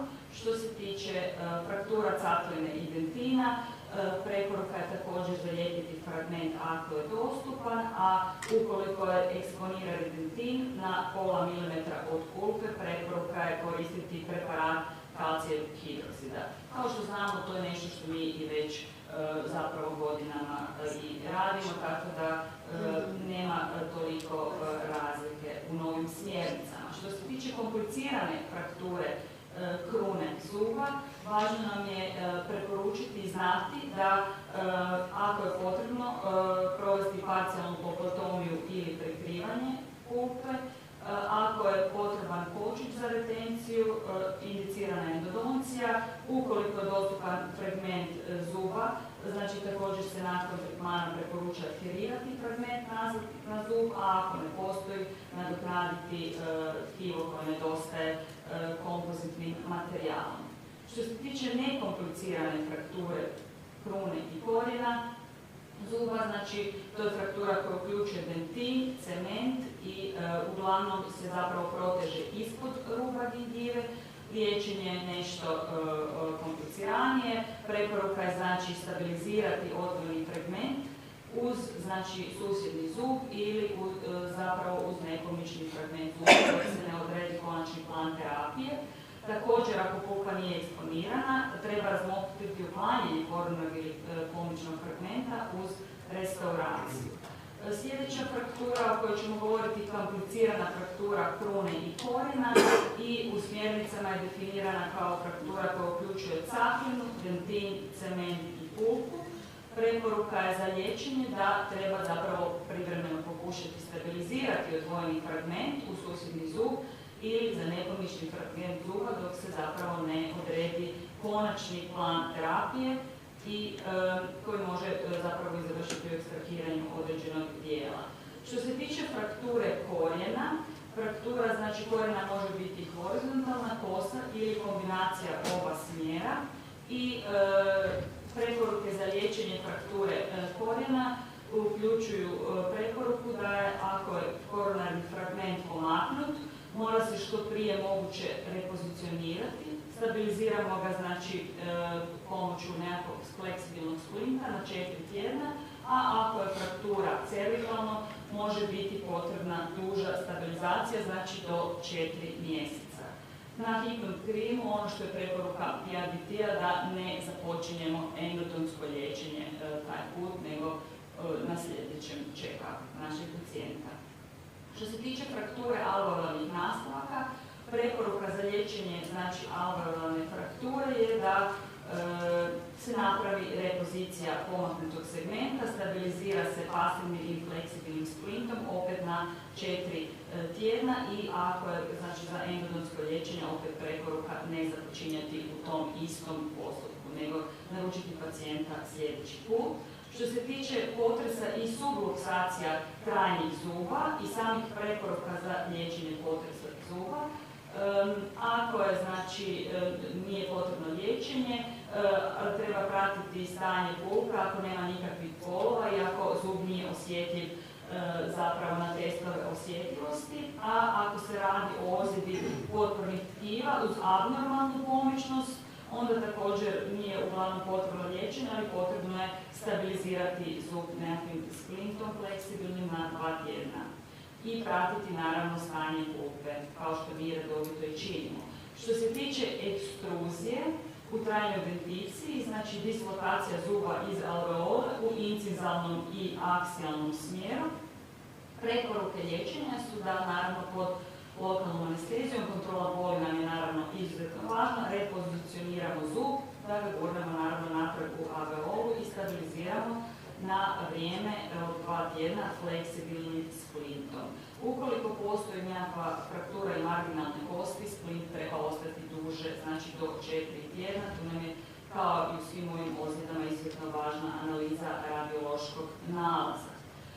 Što se tiče trajne denticije, preporuke za liječenje lateralnih luksacija zuba, znači dislokacija u bilo kojem lateralnom smjeru koja je uglavnom povezana s frangiturom ili znači kompresijom alveole ili facijalne kortikalne kosti.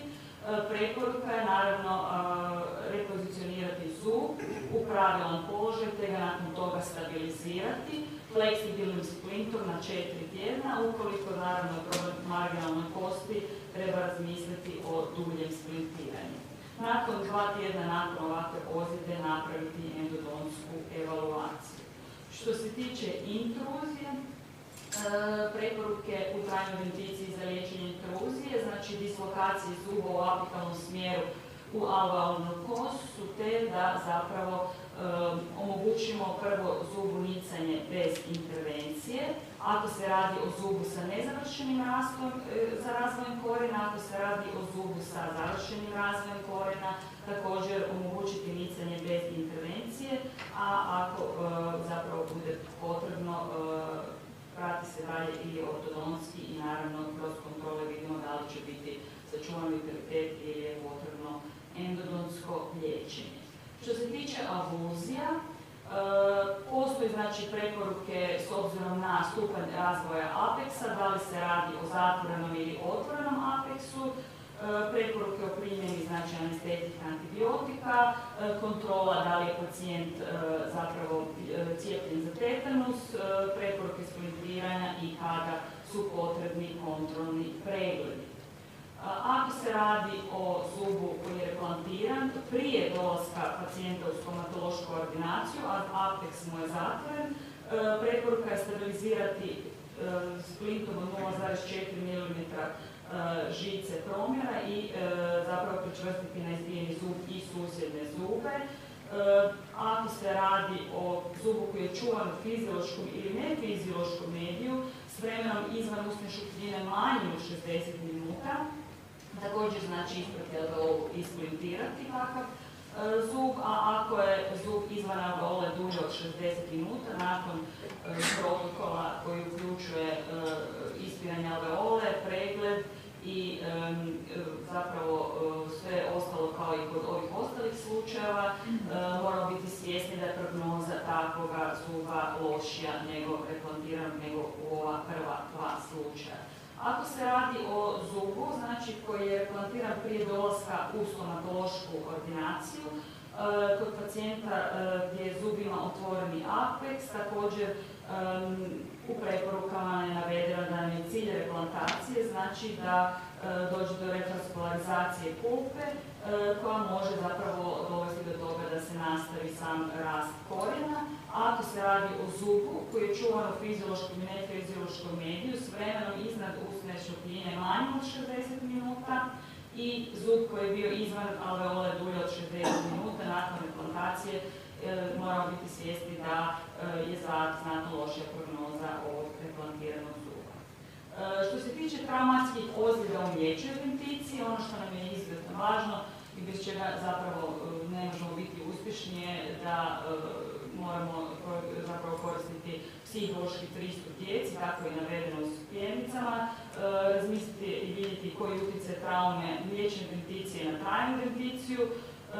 Imamo znači definiranu strategiju pristupanja ozljedama mliječne denticije i navedena kada je upotreba antibiotika i kontrole za tetanus.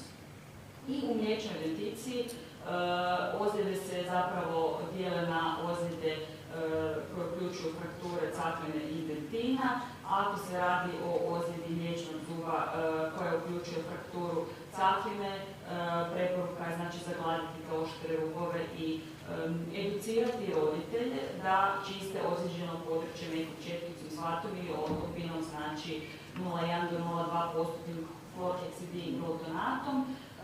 Znači u tom momentu nam je najvažnija edukacija roditelja. Ako se radi o nekompliciranoj frakturi cakline i dentina, preporuka za liječenje ovih ozljeda je nadoknaditi eksponirani dentin, zatvoriti glasionomerom ili kompozitom i nadoknaditi znači izgubljenu strukturu zuba na taj način.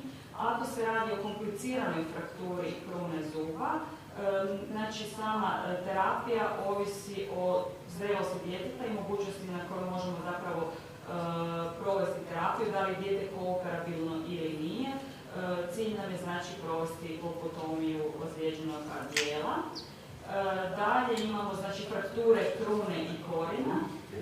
Preporuka je odstraniti znači slobodni fragment, procijeniti može li se kruna zuba restaurirati ili ne, ako ne, znači dalje pristupiti liječenju ili izvaditi zub u cijelosti.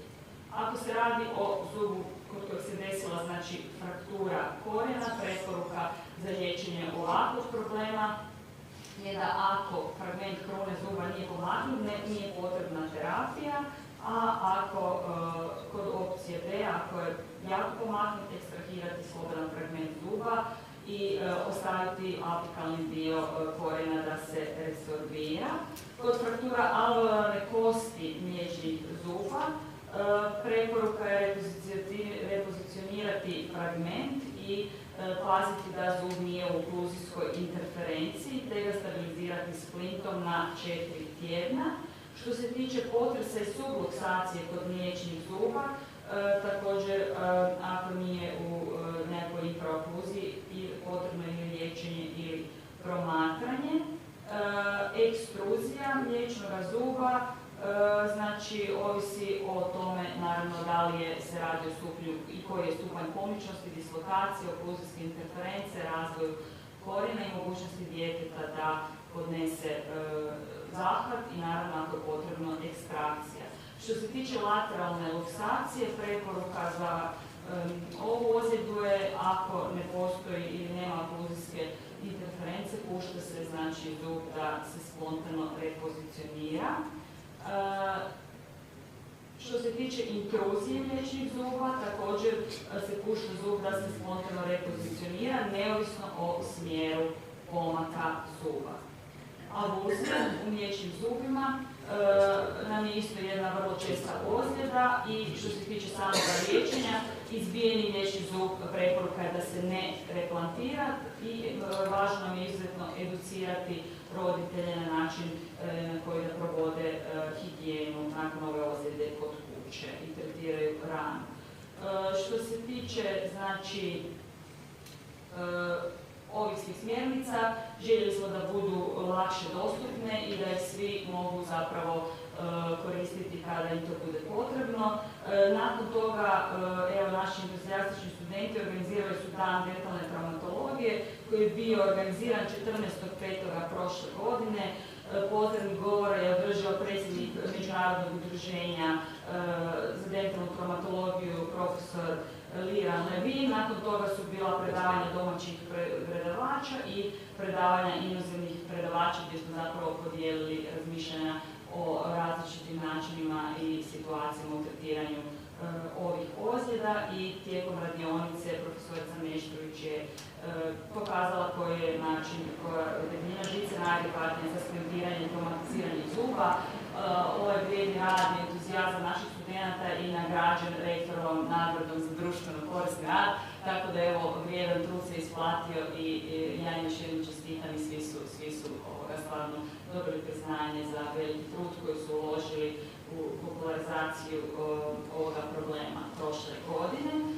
Također, udruženje za međunarodno udruženje za dentalne traume izdalo također svoj poster Spasi svoj zub koji se nalazi evo na ovome slajdu i on je preveden također na mnoštvo jezika i također smo ga i mi preveli i zapravo je nekakva ideja da u svim zemljama svijeta kod ovih problema ljudi mogu koristiti i isti poster i zapravo pomoći onima koji su ozlijeđeni da što brže riješe ovaj problem. Evo ga, hvala vam na vašoj pažnji.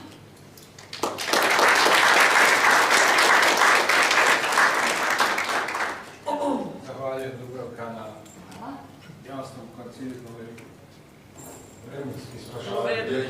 Coffee break. Ako imate bilo kakvo pitanje za profesoricu, naravno dobrodošlo. Ako ne može, evo kolega. Pardon, neću dužiti. Sportske uloge kod klinaca, recimo dosta mojih pacijenata trenira hrvanje, da ja kažem barem ove polugotove iz dekatlona, bilo koje uzmite, opet, da li kakva su vaša iskustva s time ili je puno bolje da pošljamo na specijaliziranu za izradu individualnih? Pa evo, moje mišljenje je da su dobre jedne i druge, samo da ih koriste, pogotovo ako se radi o kontaktnim sportovima i naravno kako i oni rastu i rastu čeljust da adekvatno nekako vremenski mijenjaju, da imaju one koje im odgovaraju. Naravno da održavaju higijenu, ali nužno je u kontaktnim sportovima ili na primjer u hokeju ili bilo gdje da ih koriste, jer ozljede se poslije jako teško liječe, a bolje spriječiti nego liječiti, tu su nam podloge fenomenalne. Hvala.